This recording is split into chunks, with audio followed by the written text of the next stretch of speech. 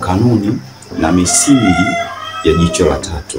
Kanuni namba 1 ni kujikwamua kimaisha na kuwasaidia wengine. Hiyo ndiyo kanuni namba 1.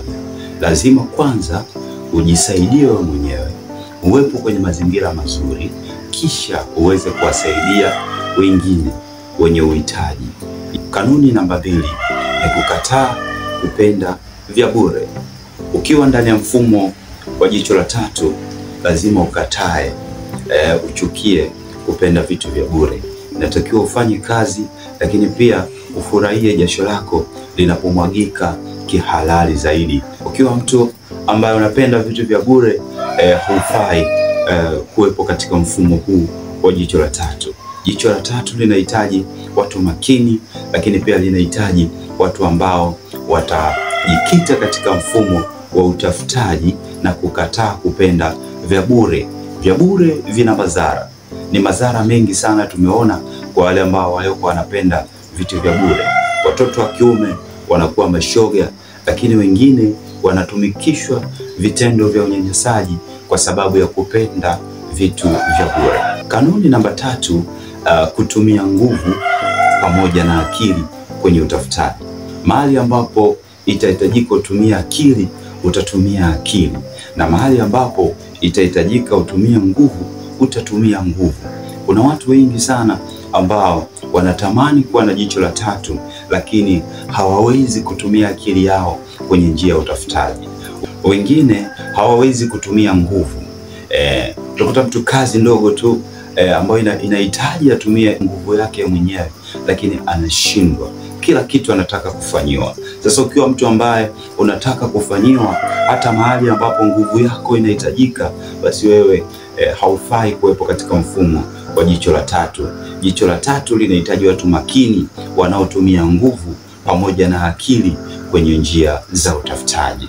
Kanuni namba 4 ni kuwa na ndoto kubwa zilizowashinda wengine. Jaribu kutafakari kwamba je, kwenye familia yako ni wangapi wanamiliki biashara kubwa? Jaribu kutafakari, jaribu kuangalia. Na kama haujaona, moja kwa moja wewe mwanafamilia unayenitazama kupitia jicho la tatu, anza wewe kuzikamilisha zile hatua ambazo ndugu zako wameshindwa kuzikamilisha, majirani wameshindwa kuzikamilisha, ukoo wako umeshindwa kukamilisha. Hizo ndio moja kati ya ndoto kubwa ambazo inatakiwa uwe nazo. Ndoto ambazo wengine wameshindwa, ndoto ambazo wengine hawajazifanikisha, wewe unayenitazama mwanafamilia wa jicho la tatu, inabidi uzikamilishe. Twende tukaone kanuni namba 5. Kanuni namba 5, lazima uwe na ufahamu wa kutosha pamoja na maarifa. Kanuni namba 6 inazungumza utajiri upo ndani ya jicho la tatu. Utajiri upo ndani ya jicho la tatu. Kwa hiyo ukiingia ndani ya mfumo wa jicho la tatu, hautakuwa maskini. Huku ndiko ambapo utajiri ulipo. Unatumia akili yako, unatumia fikra zako, unatumia utashi ambao Mungu amekuwekea, ndio unaweza kukufanya kuwa mtu mkubwa sana katika siku zinazoendelea, hata katika siku zijazo. Ukiingia katika mfumo huu wa jicho la tatu, hautakiwi kuwa mbinafsi, hautakiwi kuwa tegemezi. Nikizungumzia tegemezi, ni kwamba kuwategemea watu wengine, yani kuishi katika mfumo wa kuwategemea watu wengine. Mfumo huo sio mfumo mzuri. Hautaweza kukusaidia, hautaweza kukufanya maisha yako yaweze kubadilika, kwa sababu maisha yako yote utakuwa ni tegemezi, mtu wa kumtegemea mtu mwingine. Lakini pia na vitabu vya Mungu vinatuambia ya kwamba amelaaniwa yule amtegemeaye mwanadamu, amfanyaye kuwa nguzo yake, amfanyaye kuwa kinga yake. Biblia inasema. Kwa hiyo usimtegemee mtu katika maisha yako. Kama unataka kuingia katika mfumo huu wa jicho la tatu, tegemea akili yako, tegemea maarifa ambayo Mungu amekupatia, ndiyo yanaweza yakakupeleka kwenye hatua nyingine. Kwa hiyo lipo jicho la tatu ambalo ndiyo msaada. Usiumbishwe na maneno mengine ya watu wanayosema kwamba ukiingia kwenye chama fulani utakuwa mtu fulani, ukijiungamanisha na imani fulani utakuwa mtu fulani. Hapana, utajiri upo ndani ya jicho la tatu. Jicho la tatu linakaa wapi? Narudia tena, Jicho la tatu linakaa ndani ya fikra zako. Jicho la tatu linakaa ndani ya utashi wako. Jicho la tatu linakaa ndani ya akili yako. Ukitafakari vizuri kwa umakini, kwa nini unafeli? Kwa nini unashindwa kufanikiwa? Kwa nini watu wanakukataa? Kwa nini marafiki wanakutenga? Suluhisho kuingia katika mfumo wa jicho la tatu ili uweze kufanikiwa. Niko hapa kukuhabarisha mambo mazuri yanayohusu jicho la tatu. Ukifahamu vizuri kuhusu jicho la tatu, hautaweza kuwa tegemezi maisha yako yote. Utakuwa mtu ambaye unayotegemewa.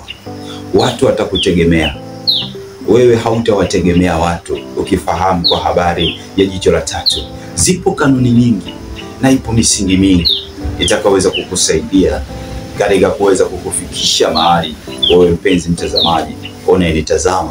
Jicho la tatu ni ukombozi ambalo litakukomboa wewe, kukutoa katika maisha ya kawaida na ukaelekea kwenye maisha mazuri ambapo utaitwa tajiri.